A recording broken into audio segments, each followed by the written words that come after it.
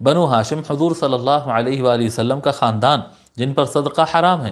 حضور صلی اللہ علیہ وآلہ وسلم بتا دیے نا، صدقہ جن پر ہم اہل بیت پر، آل محمد پر صدقات زکوٰۃ وغیرہ فرض جو عطیات رہتے ہیں، فرض صدقات یعنی زکوٰۃ ہے، اس طرح کی جو چیزیں ہوتی ہے یہ حرام ہے. یہ حرام ہے. وہ کون ہیں؟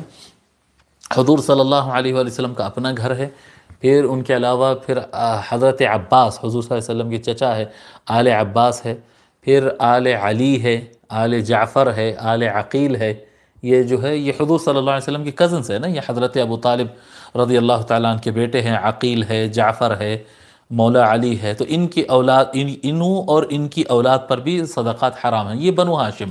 تو یہ اور خاص معنی میں یہ فیملی کے معنی میں آ گیا، اب یہ خاندان کے معنی میں، قبیلہ اور خاندان کے معنی میں. ایک عام مسلمان اور متبع، ایک فالوور، اور ایک جو ہے متقی، جو کیا کہتے ہیں محنت کے ساتھ زاہد اور عابد ہوتا، مضبوط سرکار کی اتباع کرنے والا اور عمل کرنے والا ہوتا ہے. ان سے اوپر پھر بنو ہاشم. یہ اور قوی معنی میں یہ آل کا معنی آتا ہے اس کے اندر جی. اور چوتھا معنی آل عبا. آل عبا اور آل عبا آل عبا تو آپ جانتے ہیں نا، جب انما یرید اللہ لیذہب عنکم الرجس اہل البیت، انما یرید اللہ لیذہب عنکم الرجس اہل البیت ویطہرکم تطہیرا.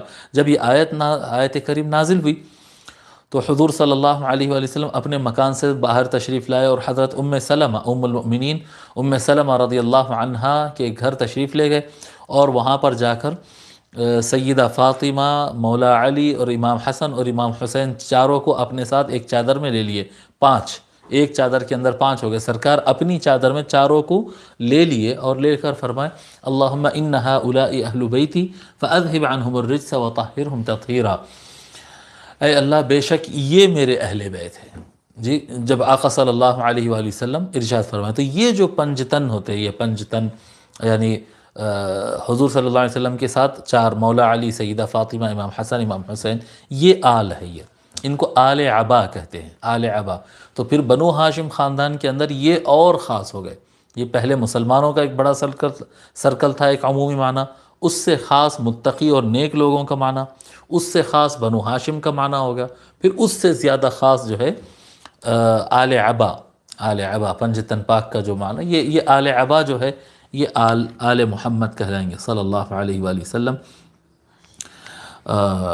اور 5واں معنی ازواج مطہرات.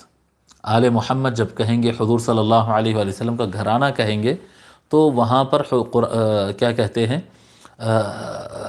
یعنی حضور اکرم صلی اللہ علیہ وآلہ وسلم کے گھر کے افراد میں ایک عام بات بتا رہا ہوں، کسی کے بھی گھر کا جب ذکر کریں گے تو گھر والوں کا جب ذکر ہوگا تو سب سے پہلے بیوی آتی.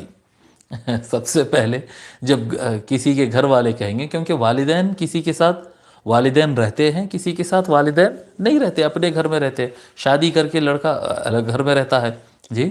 بچے اگر بڑے ہو جائیں تو بچوں کے اپنے گھر الگ بس جاتے ہیں، وہ الگ جگہ رہتے ہیں. لیکن بیوی کو کیا ہے؟ بیوی شریک حیات ہے. بیوی شریک حیات ہے، تو وہ تو گھر والی ہی ہے. وہ تو گھر والی ہی ہے. وہ کوئی الگ گھر میں رہنا اور چلے جانا کرنا یہ ایک ریئر بات ہوتی ہے، ایک خال ایسا ہوتا ہے. ورنہ جب گھر والوں کا ذکر کرے تو اس میں تو بیوی کا نام سب سے پہلے ہوتا ہے. تو ازواج مطہرات امہات المؤمنین، ہماری مائیں رضی اللہ عنہن، یہ بھی اہل البیت ہے اور یہ بھی آل محمد ہے جی. اہل البیت ہے یہ. تو یہ آل کا جو لفظ ہے یہ ان کے پر استعمال ہوتا ہے.